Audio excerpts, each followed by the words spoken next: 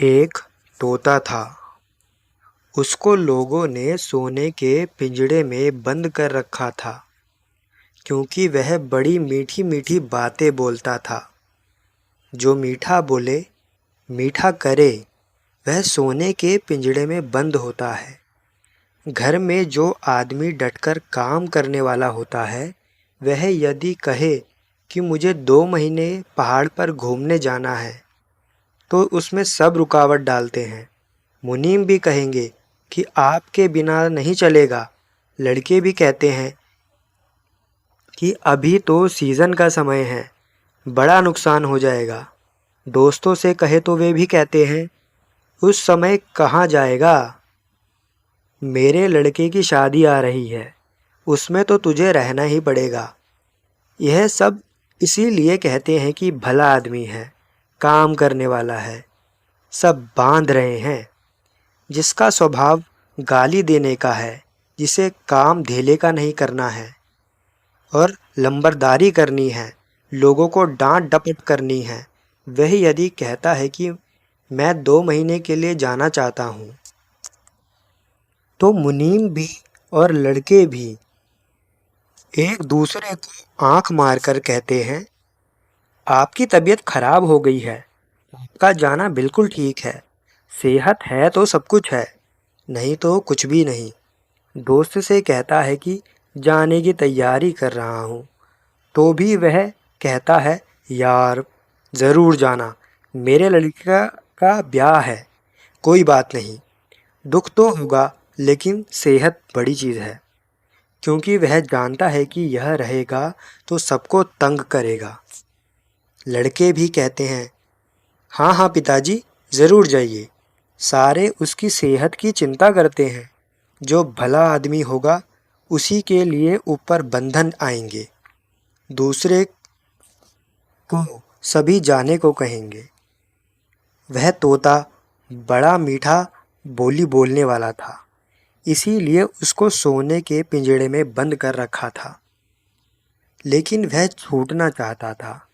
संसार में चाहे सोने का नहीं, हीरे का पिंजड़ा हो, तो भी व्यक्ति उससे नहीं सुखी नहीं, बल्कि छूटना ही चाहता है। सभी को छुट्टी बड़ी प्रिय है। छोटे छोटे बच्चों को भी छुट्टी बड़ी प्रिय है। नाम सुनते ही खुश हो जाते हैं। लेकिन छुट्टी किस दिन होती है? तुम लोगों को रविवार की छुट्टी होती है। वैसे यह ईसाइयों की छुट्टी है, लेकिन अपने तो वेदांती है। रवि सूर्य को कहते हैं, अर्थात ज्ञान रूपी सूर्य का जब दिन या बारी आए।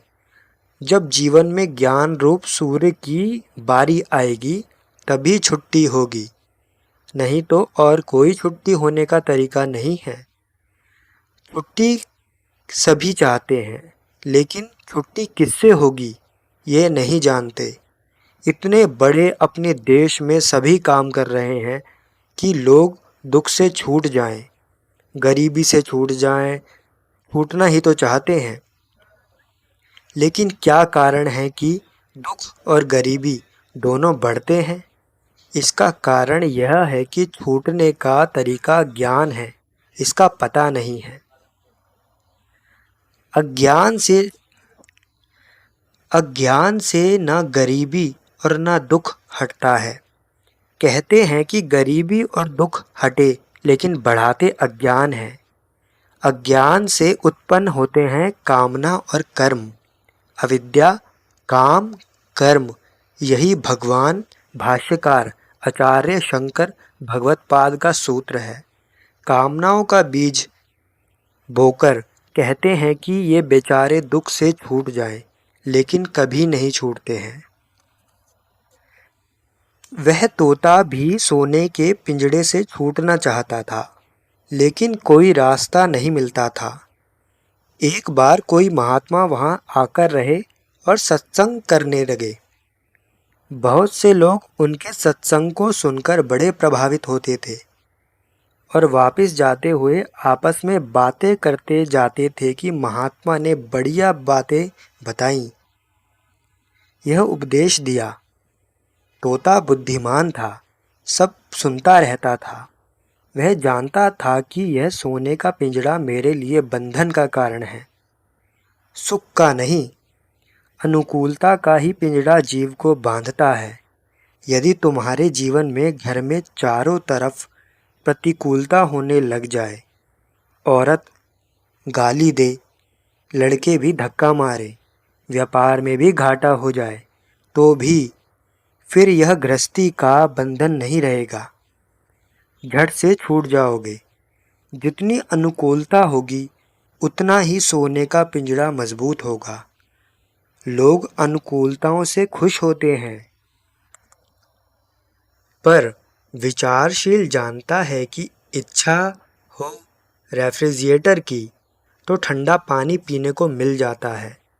नहीं तो दिल्ली में जेठ के महीने में जहाँ 2-4 बार नलके का पानी पिया तो सोचते हैं कि भागो यहाँ से, लेकिन रेफ्रिजरेटर की अनुकूलता हो गई तो सोचता है कि पानी ठंडा मिलता है, कहाँ जाएं। तोता विवेकी था, इसलिए अनुकूलता के पिंजड़े से भी भाग निकलना चाहता था। जब देखा कि लोग बार बार महात्मा की प्रशंसा करते हैं कि बड़ा अच्छा उपदेश देते हैं, तो एक दिन उनसे कहने लगा, आप बड़ा अच्छा उपदेश सुनकर आते हैं, एक बार महात्मा से पूछना कि मुझ गरीब पक्षी की मुक्ति का कोई उपाय है। लोगों ने जाकर कहा, एक तोता सोने के पिंजड़े में बंधा हुआ है और पूछता है कि हम पक्षियों की भी मुक्ति हो सकती है।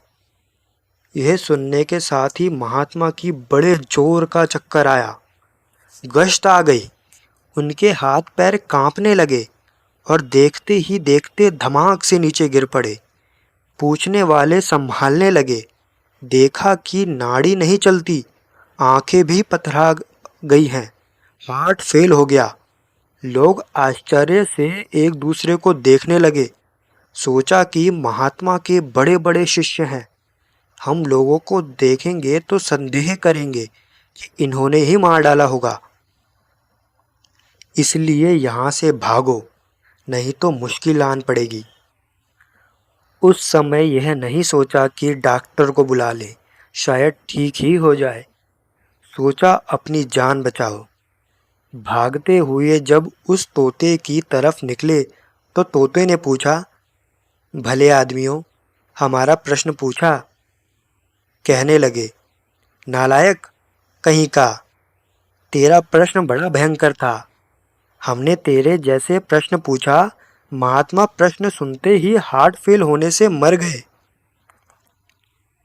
इसलिए तू बड़ा नालायक है। ना जाने तूने क्या पूछ लिया। तोता कहने लगा कि बताओ तो सही कि क्या बात है। वे बोले, जैसे ही तेरी बात हमने लोगों ने कही, बड़े जोर से उनके हाथ पैर कांपने लगे और जमीन पर गिर गए, नाड़ी बंद हो गई, आंखें पतरा गई। तोते ने कहा, महात्मा आप धन्य हैं, आपने बड़ा सुंदर उपदेश दिया। लोग तो वहां से भागे कि कहीं पकड़े ना जाएं। तोता समझ गया। रात्रि के समय जब खिलाने का समय आया और घरवालों के आने का समय हुआ, तब तोता अपनी प्राणवायु को छोड़कर आंखें पथराकर अपनी बैठने की जगह पर पिंजड़े में ही लुढ़क गया। बच्चे आए, तोते को गिरा हुआ देखकर कहने लगे, मिट्ठू बोलो तो सही, क्या हुआ मिट्ठू। जब तोता नहीं बोला तो माँ को बुला लाए कि तोते को क्या हो गया। माँ ने आकर देखा कि आंखें पथराई हुई हैं, पड़ा हुआ है। प्यार से कहा, मिर्च तो खा लो, क्योंकि तोते को मिर्च बड़ी प्रिय होती है। लेकिन वह तो सच्चे गुरु का पक्का चेला था। नाड़ी को हाथ लगाकर देखा, वह भी नहीं चल रही थी। घर वालों को निश्चय हो गया कि तोता अब मर गया। पिंजड़े से निकाला और कचड़े में फेंक दिया। फेंकने के साथ ही तोता तो वहां से उड़ा। लोग चिल्लाने लगे कि वापिस आ जाओ, लेकिन तोता बोला, अब तो मैं आने वाला नहीं हूँ। दुर्लभम शिव भक्तिर्वा दुर्लभम गुरु दर्शनम दुर्लभा सहजावस्था शिवयोगः सुदुर्लभः। कहने लगा कि मेरे जीवन के सारे कर्म पूरे हो गए, परमेश्वर की तरफ वृत्ति उत्पन्न होना बड़ा दुर्लभ है। छूटने की इच्छा की कि मैं संसार से छूट जाऊं और परमात्मा को प्राप्त करूं, यही इच्छा होना ही दुर्लभ है। अधिकतर आदमियों का तो यह इच्छा ही नहीं है। बेचारे सोने के पिंजड़े में ही खुश हैं। बीच बीच में पीतल का डंडा मिला तो सोचते हैं कि पीतल भी सोना ही है। हमारी सारी प्रतिकूलताएं अनुकूलताएं बन जाए। रहे हम पिंजड़े में ही, बाहर जाने की इच्छा नहीं होती। छूटने की इच्छा दुर्लभ है। इच्छा हो जाए तो उपाय बताने वाला मुश्किल से मिलता है। कोई उपाय नहीं बताता। जो छूटने का उपाय बताए वही गुरु है। जैसे महात्मा ने अपने व्यवहार से क्रियात्मक उपदेश दिया कि इस प्रकार यदि तुम लोगों के प्रति मर जाओगे, संसार के लोगों से ऐसा व्यवहार करोगे मानो तुम मर गए हो, तब छूट सकते हो। दुकान के टंटे से छूटना है तो लड़कों से ऐसा व्यवहार करो कि मर जाऊंगा तो क्या करोगे। लड़के पूछते हैं किस हिसाब तो समझ जा दीजिए, तो कहे कि मर गया होता तो क्या करते। थोड़े दिन बाद लड़के कहेंगे मर गए होते तो अच्छा था, रोज रोटियां तो नहीं तोड़ते। झट से अपना कमंडलू उठाओ और कहो मैं तो चला। जब तक बताते रहोगे तब तक कहेंगे कि आपके बिना नहीं चलेगा। जब लड़कों को समझ आएगा कि अब इनके बिना नहीं चलता है तो कुछ नहीं कहेंगे। संसार के प्रति कैसे मर जाओ, इस बात को बताने वाला मिलना दुर्लभ है। दुर्लभा सहजावस्था। फिर उसके बाद वह अवस्था ऐसी दृढ़ हो जाए, यह मुश्किल है।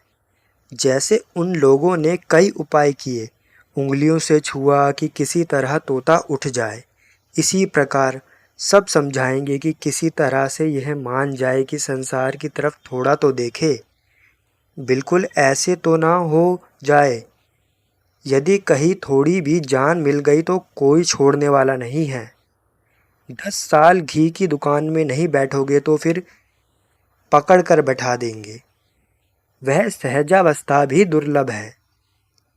जब संसार वालों ने निकाल दिया तब परमात्मा के साथ नित्य युक्त होना और भी कठिन है। विचार करो कि यह तोता कौन है। अनुकूलताओं में बंधा हुआ प्रत्येक जीव ही तोता है। यदि इसे छूटने की इच्छा हो जाए तो भी बड़ी बात है। छूटने पर मार्ग मिल जाए तो और बड़ी बात है, और छूट जाए तो कहना ही क्या। ज्ञान को स्वतंत्र बनाना है। अनुकूलता के बंधन को काटकर स्वतंत्र बनाना है। सोने के पिंजड़े को नष्ट करके बाहर निकालोगे तभी ज्ञान से चंद्रमा अर्थात हलाहद आनंद उत्पन्न होगा, अन्यथा नहीं।